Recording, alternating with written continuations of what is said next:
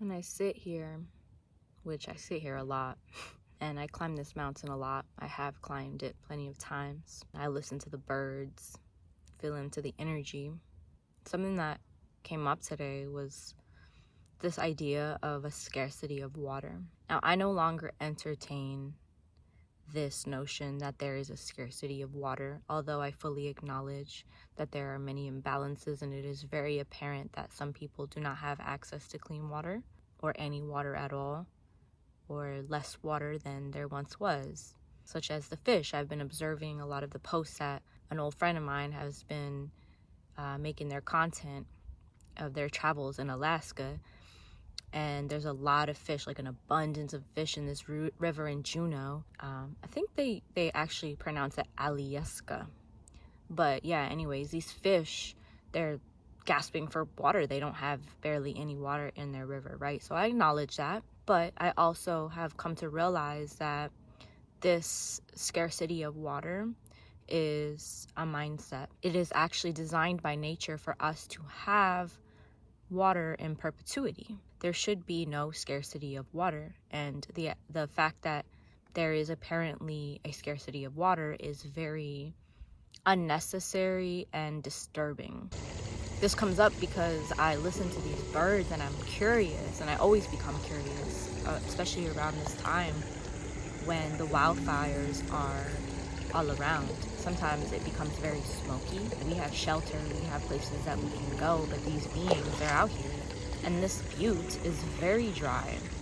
There is not really a water source, not that I know of, right? I'm not like these beings who have probably just explored deeper parts of the butte, but as far as I'm aware, there's barely any water source. And when I feel into the energy, this question comes up. I question, do they have enough water?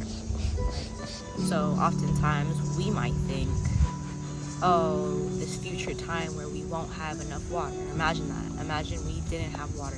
We were like many people in this country who don't have access to clean water. Imagine if we were like people who don't have access to any water, or beings that don't have access to any water. To think far ahead and say, we might not have water in the future, we should do something about it now.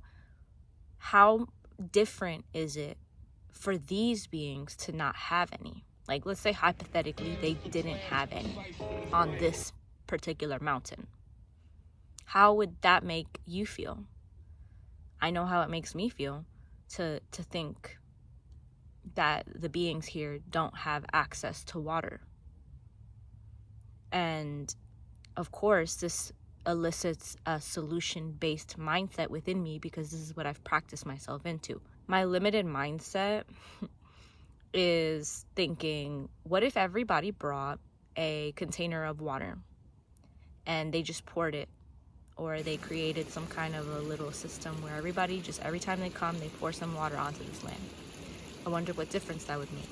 But I also feel like we could do better. We could think way bigger, activating the superpowers of what is really possible, what we're really capable of, and becoming increasingly more so aware of this. What I've learned on my journey is that a lot of the reason why I was depressed is because I was putting myself in this box when I could clearly just walk outside of it.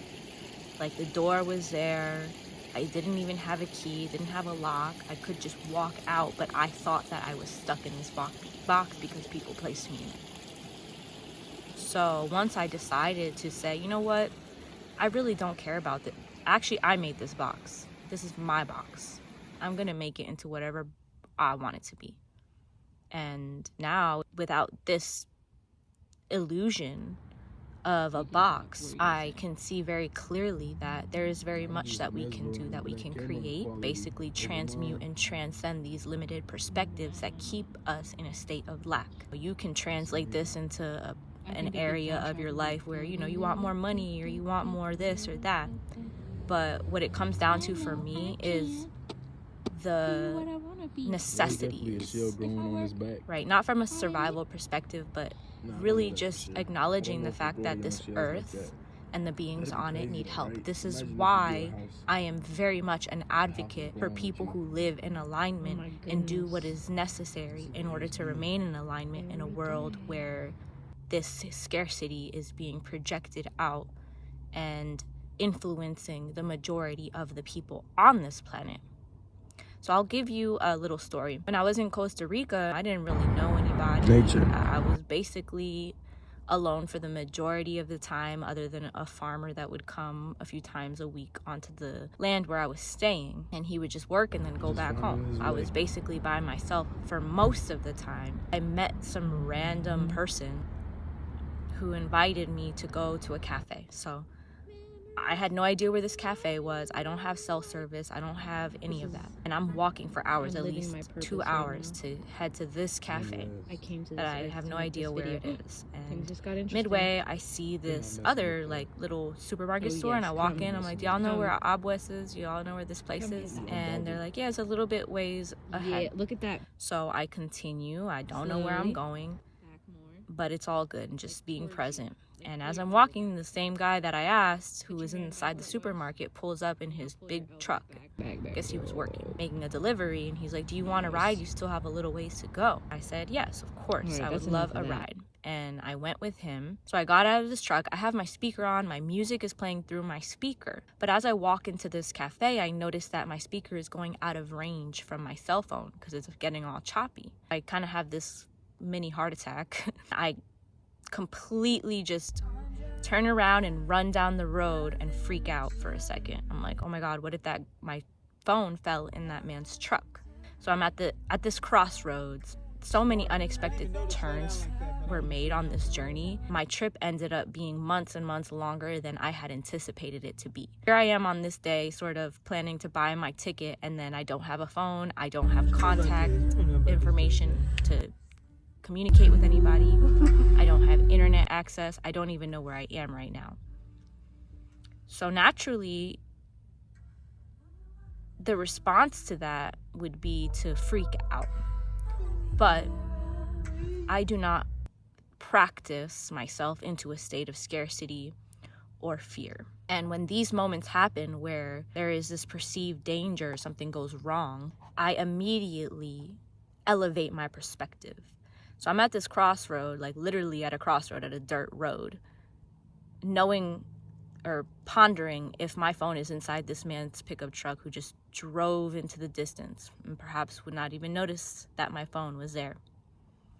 And the first thing that I think is superpowers activate. And then I laugh to myself because that's a hilarious thought. Like, it made me laugh to think that immediately. Thinking about, oh, well, this is just another unexpected turn. I wasn't expecting this to happen. We'll see what happens. Don't worry about it. But you're about to get this phone, and it's going to be very simple. So I turn around, and I hear the guy in the distance. He's like, is this your phone? Some lady found a phone. So basically I got out of the truck, and the phone fell out of my bag, right? But I share this with you to demonstrate this opportunity.